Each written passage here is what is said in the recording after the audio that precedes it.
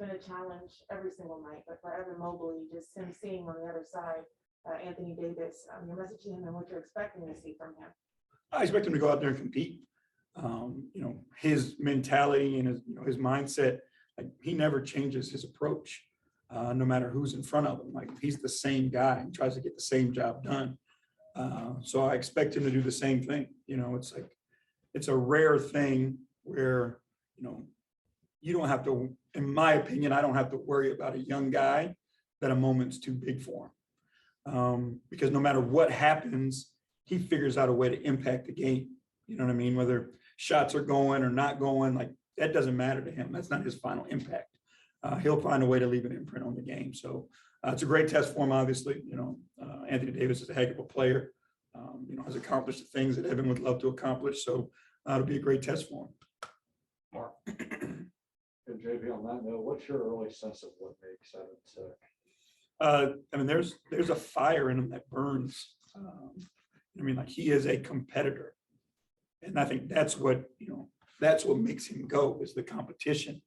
I think about it. I came out here to work with him over the summer a little bit, and we were doing this drill, and it was a tough drill. It was a conditioning drill and a shooting drill.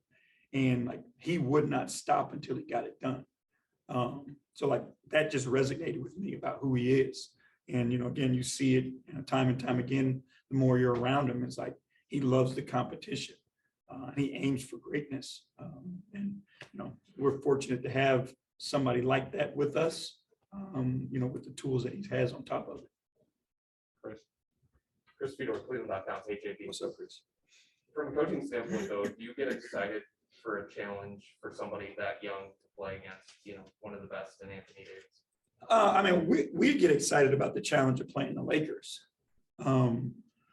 I think, like, that's where, with this group, excuse me, and regardless of the results, like, there's been a camaraderie and a chemistry building in these moments that could be seen as, adverse. A back-to-back versus Atlanta at home coming off a loss, right? Then you go into Denver, play a really good team, and then come out here and play the Clippers. Like, the bonding that's happened has happened during what could be difficult times or tough stretches. So that's the fun part. It's like, I watched them, bond and compete together. And that's what's exciting to me, and that's the fun part for us as coaches and our staff, to be around this group of guys that, we feel confident that they're just going to give it their all. And together, and, regardless of the results, they're going to give it their all. That's the fun part. We talked to Colin the other night, and he said that his role this year within the offense is different, his words. How do you feel like this role for Colin benefits him and benefits the team? I think he's harder to find now. He's primarily been a guy who's had the ball in his hand a ton. So defensively, there's been 10 eyes on him all the time. Now, moving him off the ball and putting him in the corner some, people tend to shift their vision, and that gives him an opportunity. You saw the other night, he got backdoor cuts, he got a tip dunk coming out of that corner. So I think that's where, there's easier buckets out there for him to be had. Like, before, every bucket he got was hard earned. Now, being in the position that he's in, there's opportunities for other people to set him up. But again, we still need Colin to score the basketball. I think, when you play different teams and, teams that switch and all those things that don't really create triggers, like, you need a guy who can beat his man, and Colin can beat his man. So, again, we're blending that on ball, off ball stuff with him, but, I think he's finding his way. Has he taken to it, the way that you would expect? Yeah, he's one of the most consistent people I've ever been around. Like, his approach has never changed. His work ethic hasn't changed. Like, his mood, his attitude, like, he is consistent, and I think that's, as a coaching staff, like, that's what you're looking for. You're looking for that consistency. You don't want to have to chase guys over that emotional roller coaster. So he's been very consistent, and that helps him. That's helped him embrace this role, is because it's like, it's what's in front of him. So he's just like, well, this is what it is. I'm going to attack it, Yes. Coasters of the Athletics, Jimmy, after the Clippers game, we talked how there were a lot of shots left out on the floor.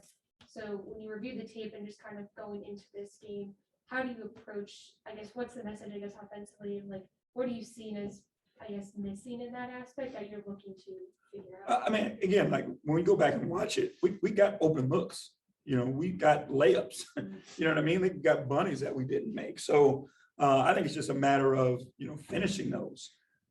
And again, if we continue to defend the way that we defended the past few games, and then our offense starts to click, I think we could be a really good basketball team. The part of it offensively, we got to do a better job of taking care of the ball. 20 turnovers, 21 turnovers, like that's entirely too many, especially against a team tonight, that can trigger you and get out on the break the way they can. So I think if we take care of the basketball, keep taking the shots that are there to it for us, we'll be fine on that end. Dave better than ESPN. JB, the Lakers have a guy, Carmelo Anthony, who's obviously has accomplished this. You hear his name, you think of him. You guys have a guy, Kevin, not quite as Melo, but certainly done a lot in this league. What was the kind of coming together process to find the role that you guys are playing in? And obviously, shooting percentage might not be there, but it seems to be kind of a consistency of production. I mean, he made the conversation easy. I'll be honest with you. Obviously when we drafted Evan, the writing was kind of on the wall, and, what Kevin and I did is we just kept communicating over the summer. I think that was where we were able to bridge, what could have been awkward or what could have been difficult is we just kept talking, and, the plan was kind of laid out. And our thought is like, Kevin is a good basketball player. And what we wanted to do was get Kevin on the floor for as many games as we possibly could. So managing, the lump of minutes that he gets would make him available for more games. And he can help us when he's on the floor. He came into training camp in great shape. He's been playing good basketball for us. Again, it's an adjustment. You think about a guy who's, had to bear the weight of an organization and then having to take that adjustment to coming off the bench. So, there was a few awkward, moments early, but I think he's really figured it out, how he can help this team. And, he's been unbelievable. Like that's all he wants to do is help the team. And his attitude's been great. He's a competitor, so he wants to play and be a part of it. But he's been all in his role and embraced it. And, for us, it makes our job easier for everybody else, because everybody else sees Kevin Love doing what's best for the team. There's no excuse for anybody else to not. Hey, JB, Mike Trudell, Spectrum Sports. I don't answer your questions. Fair enough. Next person, please. Coach, a couple teams have played the either small or 2-point guard backboards at Utah and Portland, on and on. I just wondered what you saw the keys defensively there, and if Mobley's versatility, and if that adds to anything and allows you to scheme certain way. Yeah, I think so. Like, not the small or backcourt with the three big guys, right, gives us a lot of freedom to pressure the ball and force the ball in the direction that we want it to go. We trust our big guys in the paint. So if we funnel guys to the paint, we can speed them up and make them play in a crowd, because those big guys are so good at protecting the rim, protecting the paint, doing a great job of not fouling while they're doing it. So it frees our guards to be more aggressive. Like we can really get into the ball because we know we've got those guys behind us and disrupt offenses because of that. One more Evan Mobley question. He's our SoCal guy, right? But just want to drill down something you said earlier, that moments don't get too big for him. I'm wondering if there was a moment where that really became real to you, or if it's come up in scouting or whatever. It's just been like, again, I'm using the word to death today, but consistency. Like he hasn't changed. Like he hasn't wavered. His approach hasn't changed. His work ethic hasn't changed. Game by game, and we've thrown a lot at it. We put him in different places. Defensively, we put him at the head of our zone. We've had him do, guard and switch on different people. Like we've continued to move him around, and his approach is the same. His approach is, just how do I figure out how to get the job done? And again, he's got unbelievable tools, but his IQ and his intelligence is is next level as well, which is going to help him pick up things more quickly and translate and grow his game more quickly as well. Anything else from the room? Hold tight. Okay. Joe G. Joe G. Coach, you mentioned earlier about you guys not fouling, you lead the league in free throws attempted against you and you're fourth in free throw attempts. How much has that success kind of translated into team success?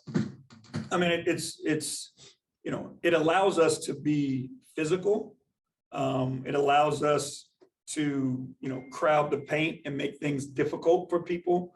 But you want to stay out of the bonus as much as you can, right? You're trying to take away those free and easy ones from guys. So if you can keep yourself out of the bonus, I think it gives you an advantage. And then, you know, likewise, if you can get in the bonus, right, and get those cheap ones and get those free throws, because it changes how people guard, right? When you're in foul trouble, you're not going to be as aggressive. You're not as willing to step in and say, take a charge or take a one-on-one challenge. So the more aggressive we can be at getting to the basket and forcing guys and putting foul pressure on people, you know, it makes us better. It makes our offense better.